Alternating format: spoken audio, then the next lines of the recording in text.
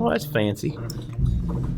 Yeah, Jeff brought this one for us. Ooh, nice. What a nice. I haven't had Pliny in quite a while. Yeah, it's been know that I have. it's been years since I've had Pliny. I think I did have a younger about 3 or 4 weeks ago, and that was really good. Yeah, been Elder, even longer since Younger, I've been younger. and Owl, I think, was the single. I didn't know that one, but yeah, I had it. Someone brought back one of the little cases of 2 bottles of Pliny the Younger. And I actually remember I liked Elder better than Younger. Younger rates higher. It's because it's scarce. Well, the older's Yeah. more experienced. they don't typically distribute. Well, they don't distribute Younger in outside of like the brewery. Yeah. Well, I had it in Denver.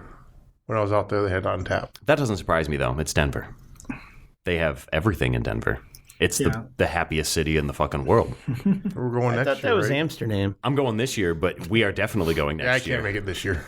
Oh, for Yeah. Great American Beer Fest? Yeah. Yep. This will be my third one. I've been there 2 times before. We went the 2 years before COVID, and then my partner didn't want to go. My drinking partner, and now he's kind of not really so much in the beer scene anymore. So this year I'm going with some new guys that have never been to GABF before.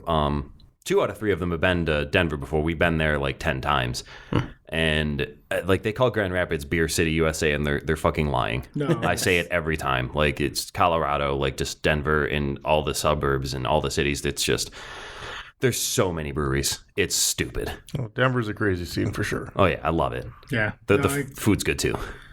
the only time I've been to GABF was when I don't know, do we want to start before we Oh, he's He's already Yeah, recording. he hits the button. thought and about it's it? just- But I'll mix this into mixes some in. He's form. always recording. the only GABF I went to, I poured for Kunin Brewing Company, and it was a drunken madhouse. Oh yeah. Like between just the like other parties for the brewers and all of the outside parties, and like the sessions were not the thing that I thought were all that interesting, because there was a million people waiting in a million lines to try a million Yep. things. The city's electric that weekend. But it's everything else around it. Yep. Like you could just go to Denver around that time and have the best time. On the Absolutely. Yeah, the day we flew in for our first one, we just got our rental car, stopped at the closest breakfast spot, and, ate breakfast until it was like, most breweries open at like 11 a.m. And so, it's like 10:30. We're paying for our food, and we're looking at our phones like, okay, what's the closest brewery? Like, we're going to finish breakfast, and we'll go to the closest brewery. And it was Cerebral. Like if you've been to I've Cerebral. been there. Yeah, Yes. they do a lot of like Unique. like interesting, unique, experimental beers, and it was my first time ever having a. This is quite a style. A lactose sour IPA. Oof. They had they're called their Birds of Paradise series, and they had one with boysenberry and one with raspberry. And sounds like heartburn. That sounds like anytime I drink sours, that's going to happen anyway. But like it was the best sour I've ever had, because it wasn't too sour, just a little bit of like lactose sour. But like I'm not a really big IPA guy. Like I like IPAs, they're fine, but it's not my go-to. And so I'm thinking like, okay, this is a lot of things that I normally wouldn't have. But we walked over there, and like it was just before they opened, and there's a bunch of people standing outside because it's GABF weekend. And I was part of all the groups and everything, and following, the stories people were telling, and it didn't click until I was like, see all the people, and I'm like, oh wait, I'm like, this is Cerebral. Like people actually like, they want to come to this place. It's like they want to come here and they want to go to Weldworks. Like those are like the two everyone's like super fucking horny about. And so we walked in, and there was 2 different lines, one to the right to buy bottles and cans, and the other to the left to get pours of beer. And so we immediately went into the cans and bottles line. Before we even tried anything, we spent like $200 on cans and bottles. And then we tried all the things that we bought, and we're Nice. like, our decision was very validated. We're like, we're super glad we bought the stuff before it sold out. Yeah. Because that line was forming super quick, and we're like, well, let's just YOLO it. Let's just buy a bunch of shit, and if it's bad, it's bad. But it So was talk not. about West Coast and IPAs. Ah, yes, the glasses are empty. Well, So before we get into that, let's do the intro.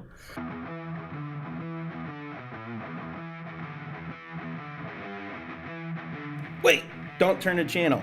You've tuned into High Gravity. the show where we talk about beer, brewing, and bullshit. Where the only thing we take seriously is the next round. So grab a glass. Fill it with something cold. And enjoy the show. Bill is back. And we got to welcome Mr. Bill back. So thank you for joining us again, Welcome Mr. back. Bill. I wish I had something in the To help out. there. No. At any point, just let it rip if you do. Well, we have a little bit of a special bottle today. I mean, really everything we Thank you, is Jeff. kind of special. Yes, once again, Jeff coming Yes, thank you, through. Mr. Jeff. Depends on your definition of special. That's true. You know, things that most people aren't going to have in Michigan. Most people aren't going to go to the store and have the delicious beverages that you've provided us or Pliny the Elder. So nobody around here is drinking Pliny the Elder that I know of, but we are today. Pliny the Elder from Russian River. It's very well known for anyone who's versed in the beer scene. It's been, for me, I remember it was like the first IPA that I ever had that I was like, oh, this doesn't suck. It doesn't just taste like pine nothing. It tastes like pine everything. I remember it being very piney. Pliny and piney. But let's see here. This is going to be hard for me to read because like the description or like the words are Need some glasses? it's in a square. I think it's 4 different things to read. We'll start with this one. If you must, sit on eggs, not on Pliny. Do what? not save for a rainy day. Pliny is for savoring, not for saving. Consume Pliny fresh or not at all. Let's see, there's more. Sometimes I think that he just makes the shit up. I know, me too. I wish I was that creative. Let's see. Does not improve with age. Hoppy beers are not meant to be aged. Keep away from heat. Respect your elder. Keep cold. Drink fresh. Do not age. Wow, they are really about don't age this shit. Not a barley wine style ale. Do not age. Oh my God. All right, so here's the actual description. I'll tell you we should drink it. I can't wait. Pliny the Elder was a Roman naturalist, scholar, historian, and author. In his writings, he refers to lupus salicatarius, meaning wolf among scrubs. I don't want no scrubs. It's Latin, by the way. Thanks, Daryl. You're welcome. Likely an early reference to hop vines growing wild among willows, Pliny the Elder died in 79 AD while saving people during the eruption of Mount Vesuvius. He was immortalized by his nephew and adopted son, Pliny the Younger. Pliny the Elder. The beer is full-bodied, hop-forward double IPA. Keep refrigerated and consume fresh to best enjoy this beer's intense hop character. So then Younger is the triple? Maybe.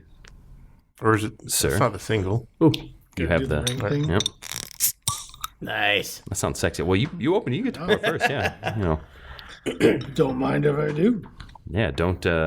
You take the first It's pour a little right. bit bigger of a bottle. So It is. I'm excited. Ooh, that's it's right out of the bottle. It smells like pine tree and BO. It's resiny. What a description. And I mean, in the best way possible, right? Like, I remember I was at Vivant one time out west, and they were doing their collab series with the brewery. Michigan West. Yeah, Michigan West, yes. And Brewery Vivant's absolutely my favorite brewery in the state, except StarCraft, of course. Smells like cat piss. And they had an apricot sour, and I described it as it smells like vomit in the best way possible. And Butyric acid. yeah, it was good. Whoa. Yeah, on the glass, it's way more like you said, like cat pissy and resiny. Like, the bottle you get like straight up pine and BO. So I'm with you in the fact that I like IPAs. I'm not a go-to IPA. Yep. And I never understood the allure to go bottle, go buy bottles on the secondary market of IPAs and things like that. But this is pretty good. But I don't know that I like this any better than, say, Two Hearted. I think that's a fair assessment. I had about a can of that last night, and I think I like this better than that. But that's a good go-to. And if I had to drink one on the daily, I think I'd go with that one. And over this. in rate beer and things like that, this overtook. Two Hearted overtook this 2 or 3 years ago and it stayed on the top. Huh.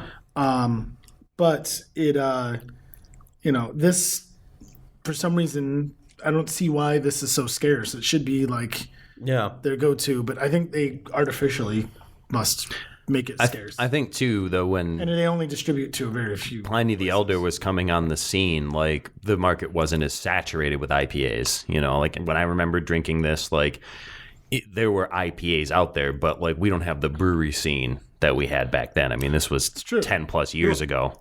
Yeah, this is very piney. It's light. There's not a lot of body to it at all. The more I drink it and kind of let it be, I do get more piney than cat piss. So that's a pleasant change. I like it a lot. I think it's a very straightforward IPA. Like if you were drinking this, you'd be like, oh, IPA. I would want this ice cold though. That's what it says on the bottle like 600 times. Yeah. It just came out of the cooler.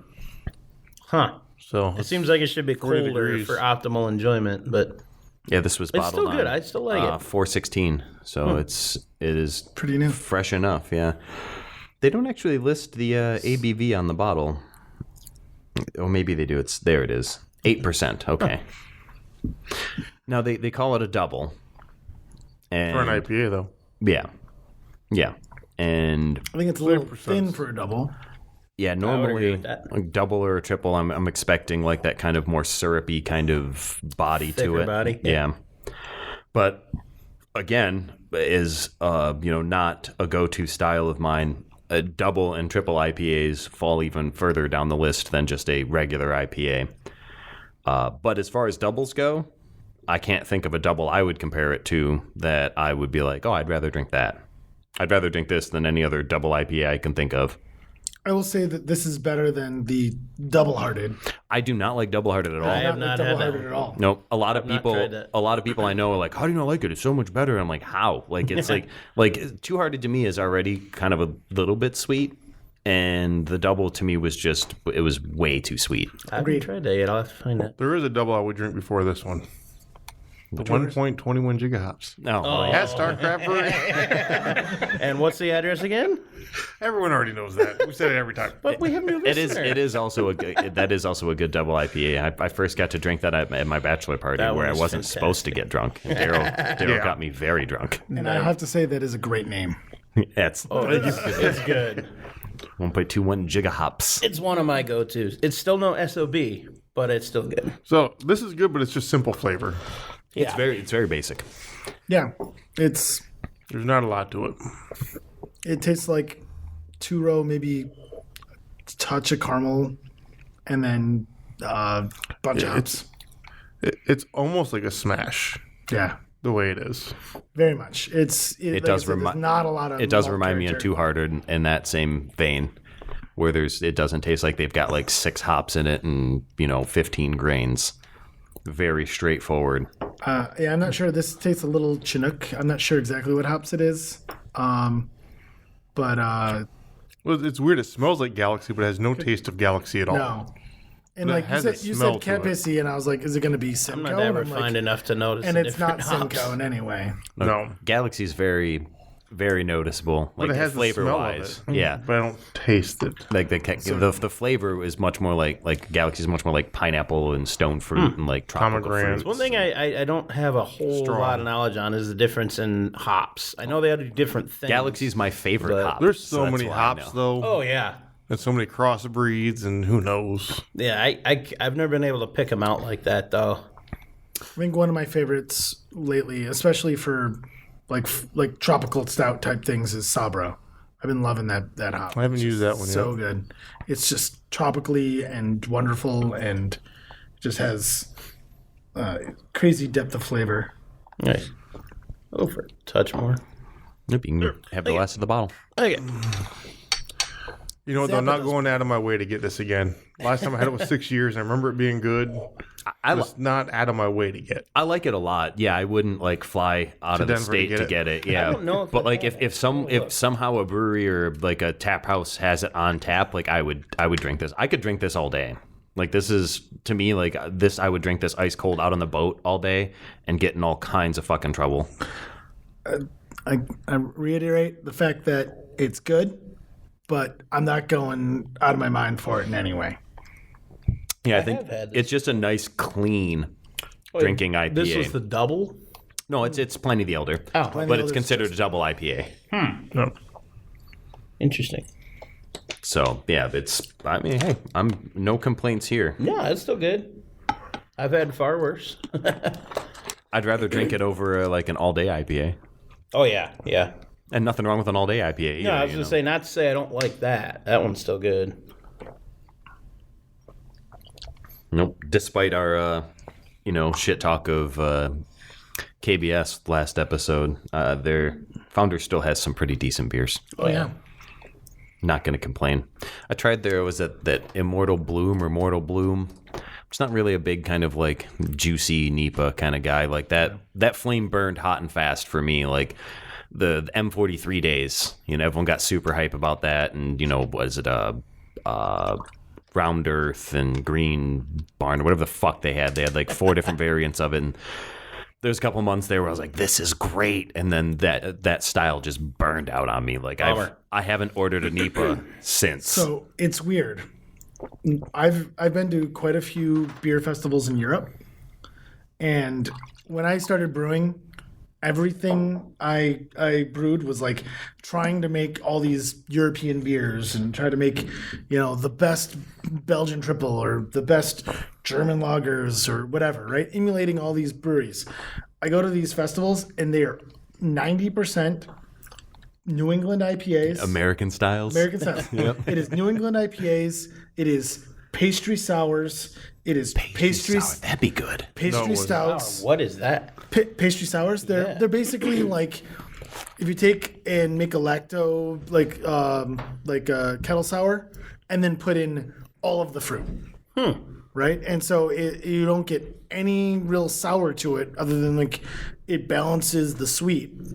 But then it's just this like sweet sugar bomb with a little bit of sour to balance Interesting. it. I can see like a pastry cherry sour being really good. Like that sour cherry like pie. Yeah, I mean they're good, but you can only drink so many of them. Right. But, my guts don't agree with sours, yeah. I'm in freaking I was in Belgium one. I was in one in Poland and one in Sweden, and all of them, I'd say 90% of the stuff was all like American style versions of styles. These like big pastry stouts that are like super sweet and as thick as motor oil, and things like that. And I'm like, this is crazy because I'm thinking we're going to these European breweries and I'm gonna get like really great versions of these European styles, and you get almost nothing. That's a bummer. Like 12 or 13 years ago when I went to my first like local beer festival, it was Ashley's. I can't remember his name of the bar, but they have a big tap room. But they did they did the Belgian Beer Festival every year, and that was the first time I remember tasting IPAs that I enjoyed, because the Belgians, at least the Belgian IPAs they had there, tended to focus more on like the late edition hops, focusing more on like the aroma and the flavor and less on the bitter. And at that time, like IPAs were just like everyone was like fighting the war to see how bitter they could make a beer. And not only did I fall in love with Belgians, but like it made me realize that like, hey, I can make IPAs that don't suck. So I'd started making. That's really got me into brewing, was everyone wanted these bitter IPAs, and I wanted the hop characteristics outside of the bitterness. And I'm still in love with Belgian beers. Like Belgian beer is kind of like one of my go-to favorite styles. That's where my heart is. Same. Belgian beers. Belgian triples are my favorites. Oh, like a Belgian wheat is my go-to. Like when I brew something that I want to just smash, it's usually like a Belgian wheat, and I'll fuck it up with some Mosaics and Galaxy hops, and it's just like a Belgian pale wheat, and that's like my summer smasher.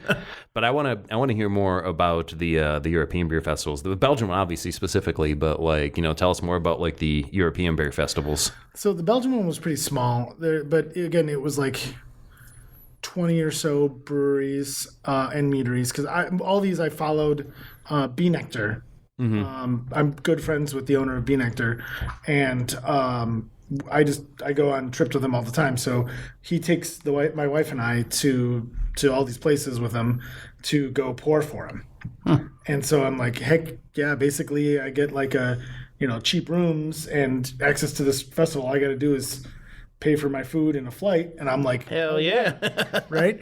So it's great, and so I, whenever they're going, I'm like, he's like, you want to go to going to go to Poland. I'm like, hell yeah, I want to go to Poland. So we go. How do you get in with this guy? And so we, we go and the last one was Poland earlier this year, and we went with it was me, my wife, his son, and Brad, and we and his son is like 16. So he really didn't know anything about beer. No, but in Poland you can drink. No, you can't. Oh, not in till Poland? you're 18. Oh, okay. No. It's not like a lot of other European countries. Like, you can see over the bar, give this man a beer. Yeah. But he was able to serve. He was not able to drink. Okay, yeah. Not that he didn't sneak some things on the side. Well, Allegedly. Allegedly. Can't be tried for it. He's in Poland. And but yeah, these are pretty big festivals. There's usually, let's say between 50 and 100 breweries, kind of thing. And but the fun part about there is, like here you get things, brewery, these beer festivals, and you might get stuff that's, around the country. There you have brewers from all over the world. That's cool. There was probably 6 U.S. breweries. The rest of them were from every other European country you can think of, including and also thinking like Japan and Taiwan and all kinds of these breweries. And all of them were brewing American versions of everything. It was like I could have been at any beer fest here, drinking a million, 7 adjunct, IPAs. Yep. Well, It's actually kind of disappointing, though. Well, I remember how many years ago it was the Europeans talking shit about, the American markets. Oh, American beer's like having sex in a canoe. It's fucking close to water. And then, like, we have this revolution and, we're not so uptight about, like, what we're throwing in our beer.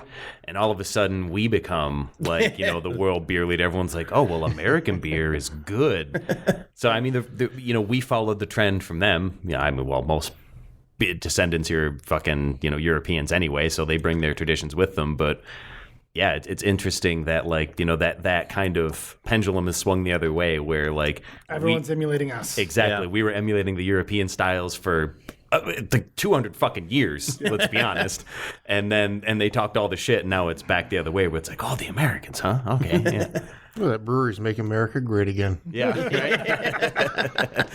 Yeah, but I mean I would still obviously be interested to go and experiment with it, but it is a little disheartening to hear that it's like, our glasses are empty, Daryl.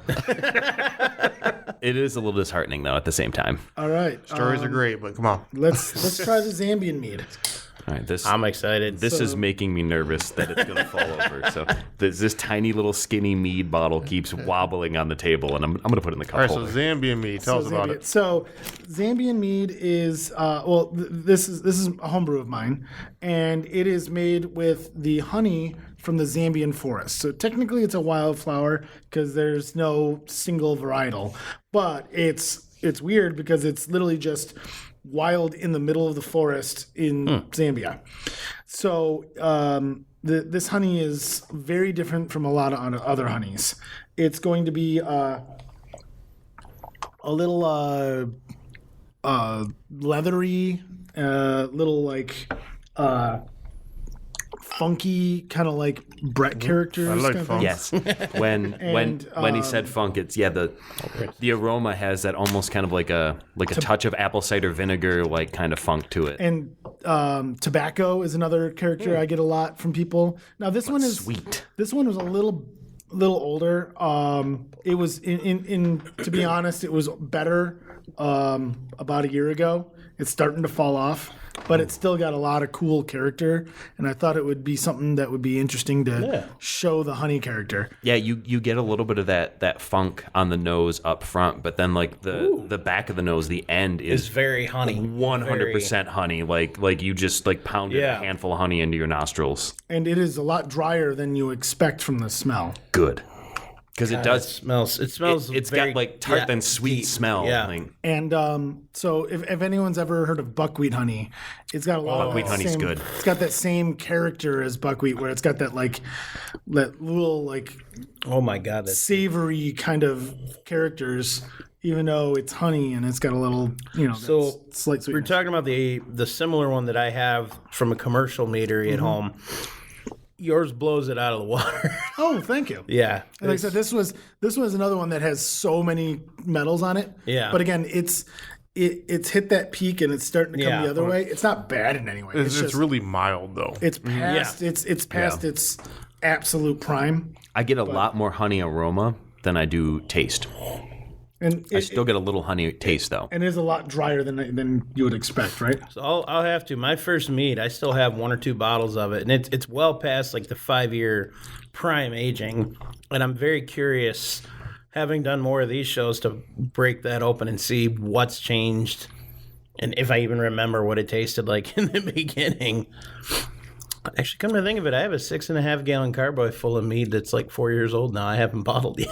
I like the smell more than I do the taste. Yeah, I agree. The smell is very robust. It's got a like I said, that kind of like not quite tart, but just It smells like it's gonna be a lot heavier than it is, but I like the lightness of the it. body is also kind of deceiving to me too. Like initially, like when I sip it, like it almost feels like it's going to be heavy. Yeah. And then as it dissipates across the palate, like it becomes thin. So it's nice because you take that first sip, you get a lot more of the honey aroma with that sip, and so Yeah. the kind of heaviness, I feel like, makes it feel like, oh, I'm drinking honey. And then like the flavor But that changes. could be some of it because it's past the point, the peak. Yeah. Yeah, and again, Where it fell off. it's falling off, like I said, but it is also 15%, so you're gonna have a lot of that heat. In the Doesn't even background. taste like 50. No. Yeah, No, it's, but it's like just I can shy taste the under. It's booze. like Yeah. 14.8. When I hear a lot of the old like Viking stories of drinking mead in the halls, I imagine they're drinking something like this, because I could drink a lot of this one. Yeah, This is fantastic. I definitely would drink another one. If I had ordered a glass of this, I wouldn't send it back. Oh God, no. I mean, not that I would send really This anything one, back. this one compared to the fire mead, Yeah, compared to the other meads that you've had, definitely, like, yeah, those are insane. This is also still really good, though. it's good. Yeah. Yeah, no, like I said, this one is older and a little past its prime, so I will give it that. I'm only down to like 4 or 5 bottles of this left, so that's why I was like, Well, if it's might as past well. its prime and you just want to move it, I will be glad to make the drive and help you take care of that. Merry Christmas. Try that more often. Johnny thank getting you, sir. bottles. So this next one, The artwork is fantastic. We know. so this is Lost Cause out of San Diego. There and Billy's making some of the best meads in the country at the moment, and so funny story is they don't really distribute to Michigan, but my wife made a friend with their taproom manager at a festival. And she's like, "Oh, if you want to order anything, just order it and let me know. I'll pull it, and then I'll just ship it off on the side, kind of thing, right?" Awesome. So they did that, and we ended up with a cellar like wall in their place because they just couldn't keep up. Sounds like a good awesome. problem to have. So she ended up at the last Sugar Belt Mead Festival in Indiana. We couldn't actually make it because we were in Laos, but our friend went and picked him up and ended up getting like 3 cases of freaking mead from her. And these are small awesome. bottles, so you can fit a lot in a case. Like they're the thin, tall And bottle. so I was like, you know what? I just got a crap ton of these things. I Nice. just literally just put my hand in the box, pulled out one. I'm like, that sounds great. And threw it in Nice. the cooler. So the one we ended up getting is based around a Mounds bar. So it's I'm coconut, excited. I love cacao, those things. and vanilla, I think. Yep, caramelized Oh, I'm honey, excited. toasted coconut, cacao nibs, and vanilla, aged on American oak. And see, this one is the honey variety is avocado blossom honey. It's interesting. And they have the label artist here too. The person who did this is was it James Carvey Art? Yeah. James That's pretty cool art, though. Carvey Art. Yeah, it's that's his Insta handle. So James Carey A-R-T. You have those glasses still? There's condensation on the bottle. It's difficult to read. Condensation. Condensation. It's a funny word. So, our lost cause. We believe in reckless pursuit of life's lost causes and celebrate those crazy souls who, like us, are willing to trade their cow for a handful of magic beans. Cheers, Schlancha, Skål. Ooh, nice. And Daryl, you can use your fancy wine opener and open the wine bottle? on this one. Yeah, since you know how to use this. This looks like something you would buy on Daryl'sDildos.com. We haven't plugged that website yet. Well, it hasn't plugged you yet until you Anything's a order from dildo if you try hard Daryl'sDildo.com. Page, no. Well, now Wait, hold on. Get the cork pop. Gosh dang it. I'm going to spill this now. Please don't. Do you want me to hold it? All right, you got to get it started. Well, it's not carbonated, right? So, like, what? I don't know what you're expecting. It'll still pop. There we go. The shape of this bottle, I feel like you could find this on Daryl'sDildos.com. That's Daryl'sDildos.com. DARREL. Is it 2 L's? Yep. 2 L's. Yep. Dildos.com. Ooh, that smells really nice. I won't spoil the smell for everyone. I don't want to. Oh, that's dark color, too. I don't want to anchor. is So darker than I was expecting. it's a bochet, so it's caramelized honey, which means that they take the honey and heat it and caramelize it, so it gets darker and darker and darker. Which is a very delicate process. Yes. As someone who's made honey candy before, like it does not cook like sugar. Oh, And it rises real quick, and it'll make a Yes, it mess do. real quick. Yes, it do. we did a little bit of that in the that Iron Brewer beer. Yeah. Yeah. As I still always wanna have, crack into I have that an thing. abundance of honey. So like I've pretty much anything you can do with honey, I've done. I have my basement is filled with honey of all types. I'm a beekeeper, so like even it's better. I've Then unlimited You honey. might be my best friend. I might be. He doesn't have enough honey, sorry. Yeah. it's- My God. well, we've got a 55-gallon barrel full of it, so So this I've got a little smells bit. like chocolate. Taste Oh, it. it's so Just taste it. chocolatey. There's a lot of sugar in this, though. See, I got Holy hell. more like chocolate and vanilla smelling the bottle like out of the neck. Like in the glass, I don't get as much chocolate aroma or vanilla aroma. I just smell chocolate. That's all I smell. Just chocolate. A little bit. I'm closing my eyes to savor this one. This one's holy hell. Well, that is desserty. That is it's absolutely really desserty. It really tastes like caramelized honey that somebody threw Oh, like yeah. a Samoa cookie in. I like that analogy. Yeah. This would be like a dessert, like in a little snifter, just a little It's bit. not that it's bad, but I don't like it. It's sweet. It's yeah. way sweet. The Really sweet. the aftertaste is 1,000% butterscotch. Oh, yeah. Yeah. Like this tastes like I just had a Werther's original in my mouth. Everything about this is good. I agree with Daryl's critique. It's It is good. hella sweet. Yeah. And that's the amount that I ever want. I mean, yeah. I mean, look at the lacing on the glass. Like yeah. it sticks to this glass like it is pure honey. Like, I like that, I like though. sweet meads, but they need to be balanced, and I find that this isn't balanced. Yes, I agree with that. I don't think that that's what they were going for. Based on the description, I feel like they're like, we want this to be a fucking candy. If you let it roll in the mouth for a little bit, you do get some of the coconut out of it. And it's very chocolatey. Yes. Yeah. It's like chocolate milk. Chocolate. Yeah, after several sips, I get the Mounds bar. Like it's you just 100% Mounds Yeah. bar. Wow, it's hitting all the marks. Like they did not fuck this up. No, I think if they dial the sugar back a little bit, I think it'd be a lot better. And I wonder if that would contribute to it being You know what thinner. this would be good on? This would be good poured over fucking ice cream. Oh, yeah. So, meads have developed this regional thing, and the Midwest of the United States has taken on a new style of meads that they call the Midwest in the mead world the sugar belt. Right? And it's because all meads brewed in this area tend to be sugar bombs. They're just sugary, fruity, craziness. It's not my favorite thing, but it is tends to be this region, and they advertise themselves as being a sugar belt meadery. So if you're a dentist, you know where to move to. And in fact, the largest mead festival in the country is the Sugar Belt Mead Festival in Indiana. Mm-hmm. And so they're... When is that normally? That's in beginning of June.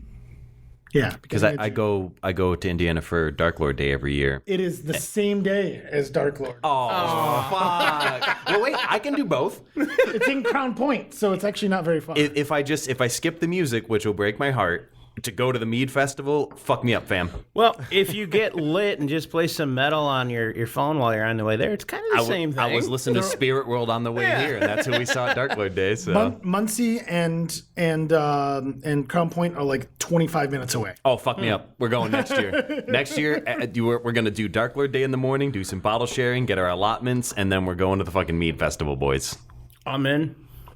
It again, you get mead mouth. Like you literally feel like Winnie the Pooh. Oh, well, see, just like honey coming out of your mouth. You're like, mwah. And they I feel the same way. They have only one beer in the entire festival, and it's PBR. Fuck yeah. I'm in. And that's my beer. It is literally there because people are just like, oh man, I need a beer. To wash it down. And literally, my beer of choice would be a PBR. And to do no idea how happy you just made. This is the greatest PBR that's ever existed. Every PBR is the greatest PBR. I could totally see that comparison too. Going from a ton of this to that, I could see that being, oh my god. Well, I have the same feeling about Dark Lord Day. Is like when we're there, like if you're drinking Dark Lord and you're drinking like the variants and the bottle shares and everything, everyone's bringing dessert stouts, imperial stouts, and occasionally you'll get someone's like, oh, I got this, kettle sour from Florida or whatever, and it changes it up. But like this year specifically, I brought in my backpack, I brought 6 Kolsch's because I was like, we're going to be drinking nothing but fucking imperial stouts and we need something to like cleanse.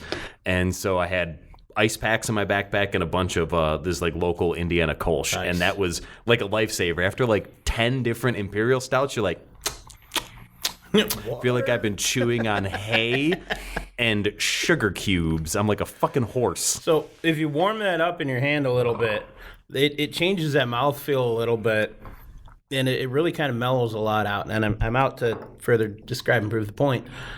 But warmed up a little bit, it seems to balance everything out a little bit more. And meads aren't really meant to be served all that cold. No. They were invented well before refrigeration. Oh, yeah. I like them cellar cold. Temperature at best. And this may be blasphemous, and feel free to throw at me whatever you want, but I have put some ice cubes in a glass of mead before and enjoyed that. You fucking heathen. It's good, though. Get out. You know what? Guess what? Your place in Valhalla? Rejected. Ouch. Honestly, like... That's all right. I'm Catholic anyways. I'm not going to Valhalla. I go back to Daryl's critique that it is sweet, but honestly, like, if you are looking for something like dessert, the flavor is incredibly clean. Oh, my God, yeah. Like, with his... it's not bad at all. People love it. Oh, yeah. It's sticky sweet. If you want candy... This is it. Like, oh, yeah. This but is I'm more salty than sweet, so... Yes, you are.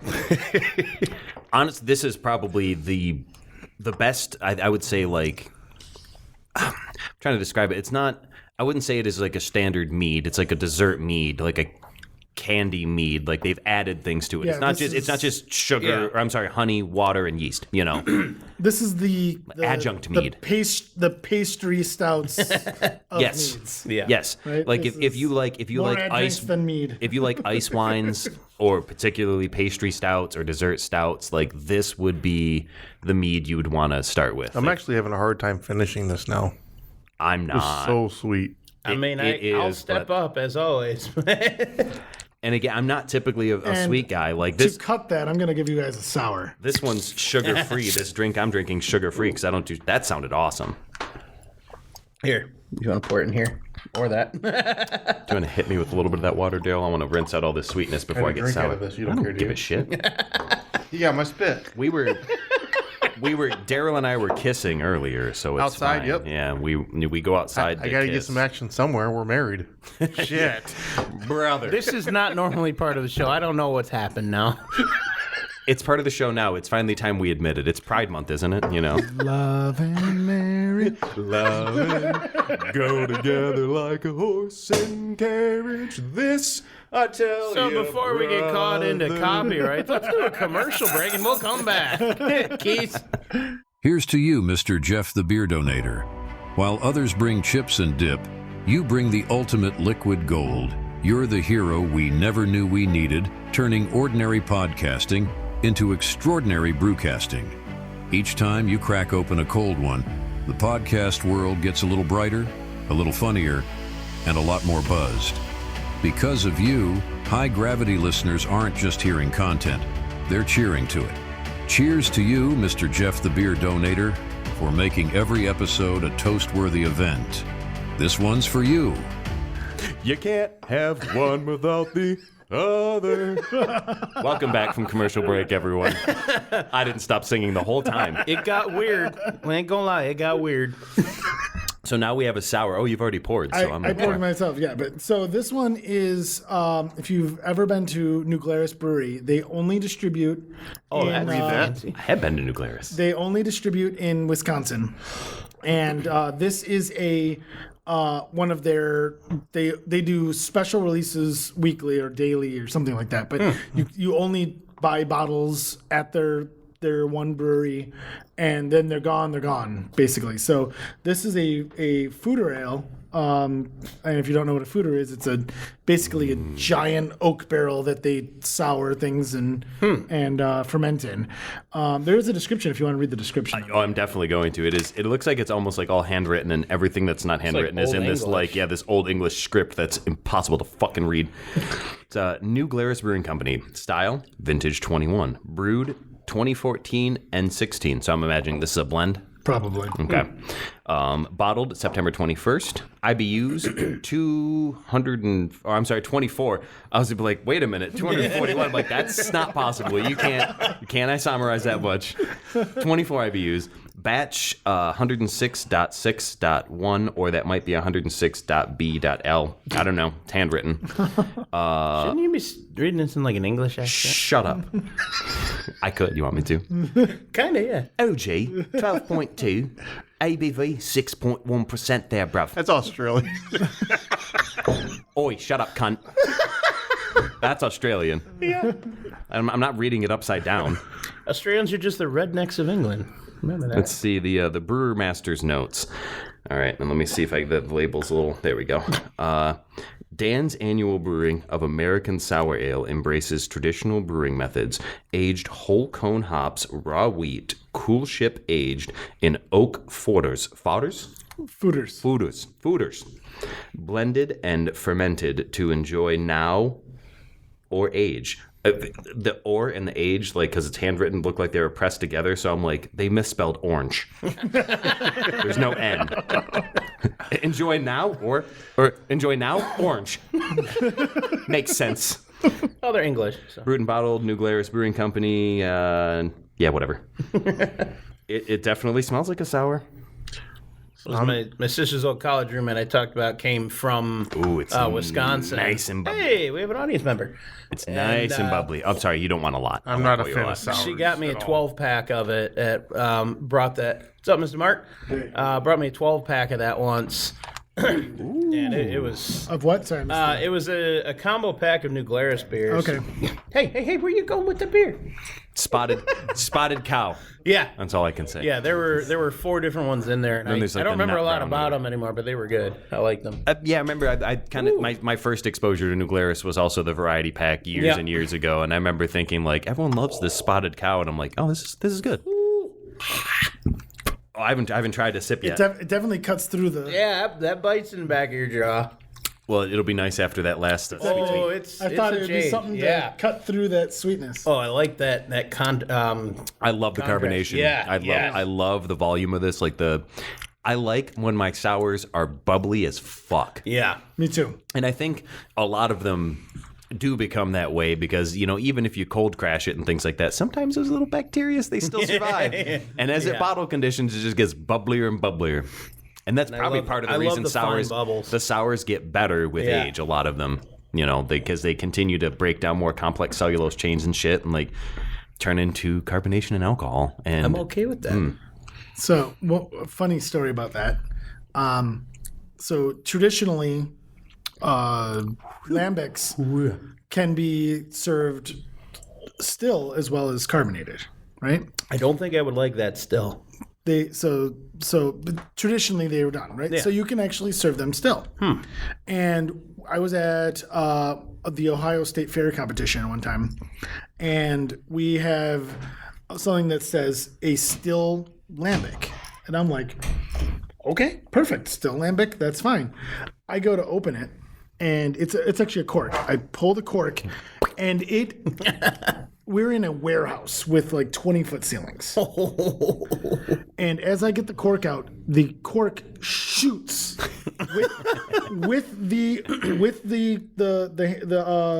corkscrew still Oh connected. my God. Shoots, hits the ceiling, and the beer hits a 20-foot ceiling. Oh my God. And you're lucky the bottle everywhere. didn't explode. Yeah. Right? And we're like, what the fuck was that?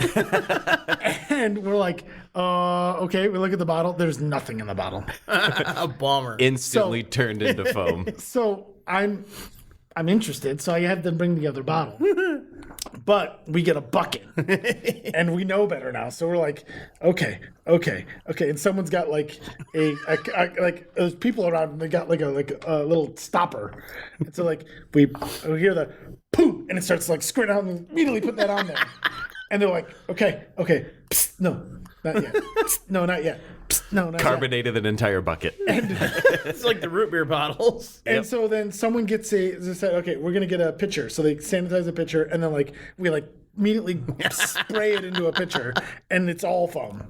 So we're like, okay, we're gonna let that sit for 20 minutes, and then we'll come Yeah, back. it's supposed to be still anyway, right? Doesn't matter if the bubbles you run out of it. So eventually it turns into beer. And it was a wonderful. Probably still by that time, I imagine. No, it was Still It held was it was champagne level carbonated. Wow. So I have a feeling this guy is like, I'm bottle conditioned. Oh, I tried one. Oh shit, it's not carbonated. I'm gonna add more sugar. And then they recork everything, and then they go recork it, taste it like before they send to competition. Oh, it's still freaking that carbonated. Okay, I'm just gonna call it still and then send it out. And You are wrong. boom, right? So we judged it, and it was a fantastic lambic, but it wasn't still. And so we had to like I am wearing this, so I am not giving you a good score. It's a shame, especially because if it's good and it's just like, well, it didn't meet the style guidelines. Like, it's good, but you did not meet the style guidelines. We were talking from last week to this week about a buddy of mine that got into home brewing, and he didn't understand the concept of styles. And he thought he brewed it, whatever he calls it is what it is. And he had this one that he made that he called a pumpkin. I'm like, this isn't a pumpkin, dude. This, as a spice beer, you nailed it. As a pumpkin beer, this tastes like dog shit. And I could never get him to understand that, there are categories and classifications of it that make it what it is. Right. Yeah. Well, I mean, it's not what you call it. If you're going to describe it to someone who knows better, then that matters. But like in my experience, like home brewing, like if you're just doing it to drink it, you just do what you enjoy. And I think that's a lot of that. To his credit, that's a lot of what he and the a lot other of that guy were American ingenuity we talked about earlier. I think that's what's led to kind of the brewing revolution is like ignoring the styles to a certain extent. Like we're gonna call this an American lager, and it's a black lager, but who fucking cares if They it's good? kind of did that, and the guy was brewing in his garage, and not the best As we do. conditions. Well, if you brew, you clean and sanitize things and run them properly. He did things not quite right. Mostly my fermenter is cleaned properly. Yeah, if there's a little bit of mung, stuck to the side of the brew kettle, it's probably not going to make a difference. I don't think these Hot side versus cold side. Yeah, you should clean it. But I if there's a don't little think bit, these guys are brewing anymore. I'm pretty confident they're not. They did a few brews and that was it. See, one of our favorite brews, every time we do a brew day, there'd be, anywhere from 3 to 7 of us brewing at a time. And we would always, at the end of the day, we'd all do our... please like drink that. it. Yeah, it's I good. like it a lot. I like it. Yeah, I won't drink a lot because I know it'll upset smells my good. gut. But It's got the fruity smell. I can't drink that. Yeah. You don't like sours, right? Nope. And that is I enjoy that. definitely straight sour. That is definitely a It's sour. a refreshing sour, honestly. Yeah. But yeah, like when we do brew days, like, some of our favorite was like at the end of the brew day, we do kind of like that table beer where we would just take all of our like spent grains that we already Leftover. brewed and A we do final like, wash? we would do one mixed batch of like all the random shit. And if the gravity came in a little bit low, we'd throw in a little bit of extract or something like that. And whatever hops we had laying around, like all of us grow hops. So it's like we have freezers full of fucking hops. I had a buddy of mine that did that for a while. I don't know if he still does. And that would be that. Then we'd keg it up at whoever's house we're at. Whoever's house we're brewing at, they would get that table beer. Yeah. And then like next time we brew there, we would drink the table beer, Nice. or that would be like the kind of like, hey, this is the beer that was just basically for free, so let's enjoy it. And 9 times out of 10, it always came out super good. It was always just kind of generic ale. Because if someone's brewing a stout, and you're brewing, a Belgian IPA, and the other dude's doing, some kind of like, Pilsner or whatever. Doesn't matter. Mix all the grains together. All good. Yeah.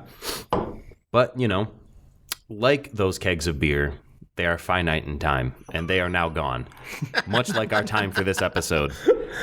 It was great drinking with y'all, so we'll see you on the next one. Absolutely. And again, thank you, Mr. Bill, for joining us. Very greatly appreciated. Legendary Thank Bill. you so much for sharing some of these fantastic beers.